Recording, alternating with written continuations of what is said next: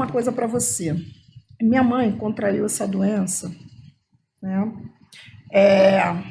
Acabou uma função na minha casa, porque, na verdade, a minha mãe ainda viva, Yansan me sentou na cadeira e disse que eu tinha que levar a casa, coisa e tal, e eu sempre fui muito obediente, então vamos fazer. Então, na verdade, minha mãe já tinha sofrido um acidente em 2006 ou 2007 e quebrou a tíbia e ficou em cima da cama, coisa e tal, mas botou aquelas ferragens, coisa e tal, e eu já levava a casa. Então, acabou uma função do Shoguian, que, na verdade, lá em casa sempre foi o contrário, sempre foi a primeira e o Shoguian determinou que fosse a última. Ninguém entendeu nada, mas tudo bem, né? Se o jogo de búzio falou, se ele foi lá, porque o jogo de búzio é para isso, a gente faz.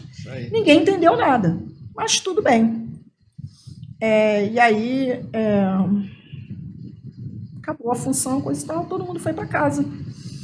E no outro dia, a gente sempre ia para olhar, porque minha mãe não aceitava sair de lá, sabe? Aquela coisa de gente idoso, né? Gostava de morar lá, tinha o espaço dela lá na roça, coisa e tal. E aí a minha filha foi lá para olhar alguma coisa, ver se ficou alguma coisa fora do lugar. Quando chegou lá, minha mãe estava caída. E me ligou, estava dentro do mercado. Eu larguei minhas compras pagas toda dentro do mercado, saí correndo. Subi. Quando eu cheguei em casa, quando eu cheguei lá na minha mãe, aí falei, o que aconteceu? O que houve? Ela, uma dor na perna, me deu uma dor na perna, não firmei, caiu. Eu falei, então a senhora vai para minha casa agora. Não sabia do que se tratava, não sabia, não tinha a menor ideia. Ainda comprei um remédio ainda, falei, então vamos tomar um analgésico, bateu com a perna, coisa e tal, ainda mais essa perna operada. Levei ela para minha casa, só que a minha casa tem escada, então a minha filha mora ao lado. Eu peguei e falei, vai ficar na casa da minha filha, porque não tem escada, a senhora não pode subir escada, vai ficar aqui, eu estou aqui do lado toda hora. Aí isso foi dia 30 de dezembro. Oxalá foi dia 29, dia 30. Aí passou dia 31, coisa e tal. Dia 1º, minha mãe passou mal de novo. Aí levei ela para o hospital. Chegou lá, o médico fez todos os exames, que aí já estava A movimentação médica, né? Fez todos os exames e falou, a senhora quer ficar internada? E ela, Deus me livre, eu vou ficar internada o quê? Eu quero ir embora para minha casa, não me deixe aqui. Minha mãe sempre foi muito contra isso. Aí ele foi, prescreveu toda a medicação, não avisou para a gente do que se tratava, não falou nada. E lá em Caxias tem uma farmácia onde eu moro que é de um senhor muito antigo, o seu André, e todo mundo vai nele. Eu levei para ele a receita, chegou lá, ele falou, ela está com Covid? Eu falei, não sei, o médico não falou, só receitou. Ele falou, posso dar um conselho? Eu falei, claro, sempre é muito bem-vindo. Tudo isso que está aqui, todo mundo que for cuidar dela toma, porque ela está com Covid. Aí, tu já viu, Foi né? o que ajudou a prevenção também de todos, Nossa, né? aí nós tomamos, né? Ele usa máscara, não fiquem sem máscara, quanto menos pessoas tiver, melhor. E minha mãe sempre foi uma mulher ativa, ela saía sozinha, tudo da minha mãe ela resolvia sozinha, ela não tinha. E aí começou, né? Aí ela tomou 10 dias de medicamento, né? Foi uma luta, começou a luta. Ela não... Engraçado, né? Eu vou contar para você que a minha mãe morreu dormindo e no dia do odum dela, 27 de janeiro. Aí passou o medicamento, coisa e tal, minha mãe começou a dormir. Isso é estranho, porque minha mãe não dorme, minha mãe é mulher ativa. Ela não dorme, tem alguma coisa de errado. Aí tá. Aí demos um banho nela, ela dormindo. Aí teve uma hora que ela abriu o olho e falou pra gente assim, tem bem um homem aqui em pé, de calça cinza, segurando uma criança e um remédio na mão, olhando para mim. Só abriu o olho para falar isso. Aí, minha filha, que isso, vó? Tem ninguém aqui, só tá aí a minha mãe. O homem está em pé, me olhando, com remédio na mão e uma criança. Dormiu de novo. Aí, no outro dia, minha filha tocou meu interfone de manhã cedo, 8 horas, 27 de janeiro, e falou assim para mim, mãe, um negócio me falou para a gente levar minha avó para o hospital. Agora. Aí eu liguei pro meu irmão e falei, vem para cá, porque minha mãe não está acordando, ela só está dormindo, isso para mim não é normal. Ela já tomou de medicamento, já passou, eu quero levar lá no médico de novo, mas eu não quero esperar, eu quero levar lá e levamos. Aí saiu já carregada, mas ela tinha consciência, porque ela chorou. E 27 de janeiro entrou, deu entrada, e quando foi à noite, um negócio falou assim, vai no hospital, porque minha mãe tinha um tranca-rua desde 7 anos de idade, que foi o que salvou minha mãe, né? Minha mãe foi posta para fora de casa aos 7 anos de idade, esse tranca-rua pegou ela, levou ela para um centro de Umbanda, e minha mãe foi criada ali. Mas para não perder a conversa. E aí eu fui no hospital, foi eu e minha Ked, e chegamos lá, minha Ked, a enfermeira, entrou para conversar com a médica, coisa e tal, fiquei esperando, a médica mandou me chamar, falou, olha, vou falar uma coisa para a senhora da Dona Idiada. Pode falar, o que foi? Eu mandei fazer o teste nela, e positivou a Covid. E eu mandei entubar. Quando ela falou isso, Marcelo, por Deus, o meu anjo de guarda largou o meu corpo. E meu cabelo fez puf. Falei. Aí ela é fumante, né? Eu falei, minha mãe é fumante a vida inteira. Eu falei, qual é o estado dela agora? Aí já me impulsionou alguma coisa. Eu falei, eu não posso me perder aqui no meio do caminho. Eu tenho que estar em pé. Falei, tá, doutora, só me diz qual é o quadro da minha mãe agora, nesse momento. Ela é estável, está entubada. Fui embora, 8 e pouca da noite. Aí, quando foi no outro dia de manhã, eles ligaram o meu filho, porque o telefone dele estava lá. E aí, quando foi tipo 8 horas da manhã, ele veio. Quando ele chegou, eu falei, minha mãe morreu, né? Aí ela teve uma parada de cardíaca, que é o que eles dizem, né? Fez a primeira e voltou. Na segunda, ela não voltou. Então, é o que eu digo para você. Se mediante a tudo isso, eu me anulasse das outras pessoas, como seria? Aí vou te contar a parte pior. Eu me anulei, enterrei minha mãe, fizemos o axixê, eu ali. Assim, parecia que eu estava tomada de alguma coisa. Fiz tudo que eu tinha que fazer, fizemos axixê, coisa e tal. Acabou o axixê, eu abri um buraco e eu entrei dentro. O mundo parece que eu ali não conseguia mais. Não é que eu não conseguia comer, tomar banho, nada disso, mas assim, eu não conseguia me envolver em nada, eu me anulei do mundo. E aí eu fui jogar com uma pessoa, né? Porque de tanto falarem, sempre tive as pessoas do meu lado, meus diretores, eu fui jogar. E quando eu sentei para jogar, a Yansan mandou um recado para mim, que foi o que me trouxe de volta. A Yansan mandou dizer para mim que a minha mãe tinha morrido, mas que ela estava viva e que a casa dela tinha que continuar. E isso me deu a corda. Falei, não, verdade, né? Não pode, a responsabilidade não pode parar, a vida não pode parar, e tem outras pessoas que precisam de mim. Então, assim como meus filhos de santo, clientes, essas coisas, então vamos seguir.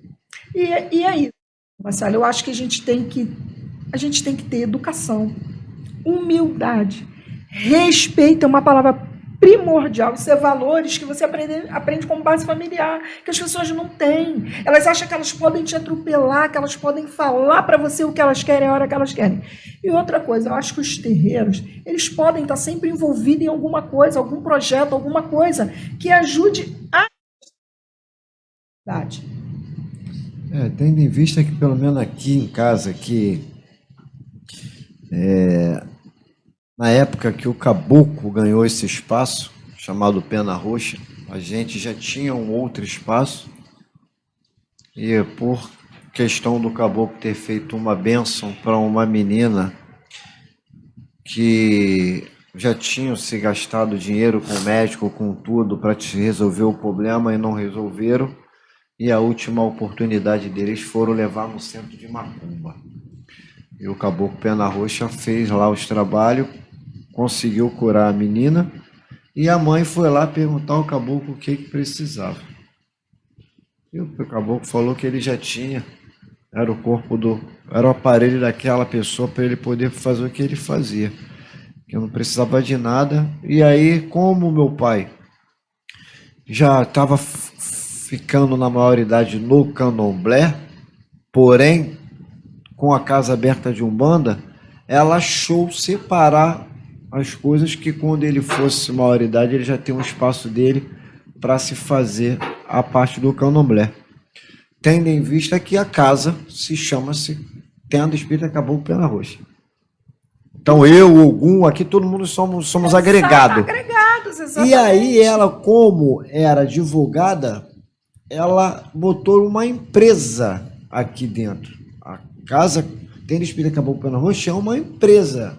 Tem um estatuto, e dentro desse estatuto, como as casas antigas que têm estatuto, rege várias coisas, inclusive comungar com a sua comunidade. Então, aqui, se tiver uma calamidade pública, eu tenho que abrir as portas e acomodar aqui. Aqui, se tiver qualquer coisa com o vizinho ou qualquer coisa que aconteça, tem que sair daqui o pontapé inicial. Exatamente. Então, a gente mantém essa tradição. Essa tradição. Pô, mas eu vejo ainda que, por mais que essas casas tradicionais ou essas casas que tem esse grupo familiar formado desde os princípios, estudos espiritualizados que fazem esse tipo de trabalho, 99% faz como a senhora, eu e vários outros fazem, sem ajuda de ninguém. De ninguém, exatamente. Faz por conta de nossos seguidores, dos nossos filhos, dos nossos clientes e dos nossos amigos, porque aqui, nesses 50 anos de fundação e uns 15 anos que a gente já faz esse tipo de trabalho social, ninguém, ao contrário de alguns que vêm aqui 3 meses antes de campanha política. Mas é isso mesmo. Só que, infelizmente, eles verem tantas outras coisas e esquecem não só de uma história cultural nossa afrodescendente, mas que os sacerdotes que aqui reside, são seres humanos, são chefes de família, muitos trabalham, coisa que antigamente não acontecia, mas hoje muitos trabalham, né, se desdobram em 3, 4, 5 para se fazer e consegue fazer. Pô, por que não apoiar esses lugares? Eu vejo, mãe, de uma forma que, claro, não é sair por aí distribuindo dinheiro para determinadas casas, assim como ele distribui títulos, né? Mas eu estou falando de fazer uma distribuição para realmente uma casa que tem uma história, uma casa que tem projetos. Há quanto tempo faz? Para quê?